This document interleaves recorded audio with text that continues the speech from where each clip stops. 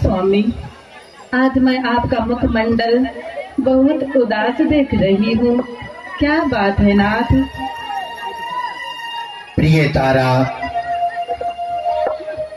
मेरे मुखमंडल पर उदासी नहीं, बल्कि मन में एक विचार है जो पल पल मुझे खाया जा रहा है। क्योंकि आज रात्रि में मैंने एक ब्राह्मण को अपना सब कुछ दान में दे दिया।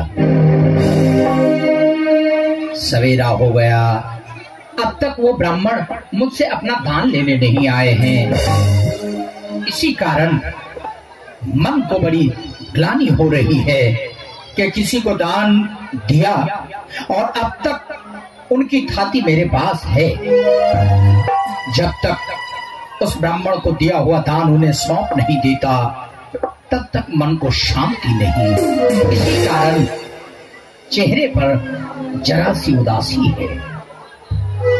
स्वामी, आज रात में मैंने भी एक सपने देखी हूँ।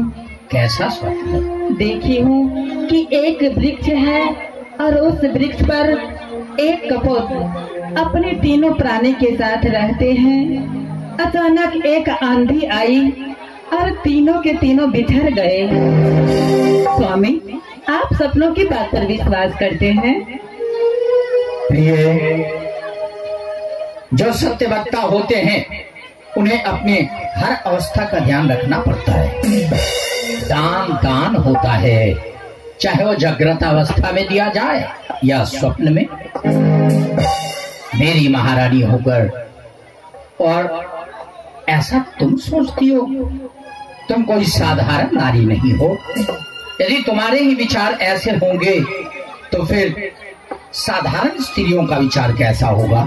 क्षमा करें नाथ, नारी को बुद्धि ही कितनी होती है। लेकिन तुम साधारण नारी नहीं हो। खैर, अब दरबार जा रहा हूँ, अपने मंत्रियों से, सिपाहियों से उस ब्राह्मण का पता लगाने को कहूंगा, ताकि उन्हें जल्द से जल्द उनका दान सौंप दूं और अपने मन का बोझ हल्का कर दूं।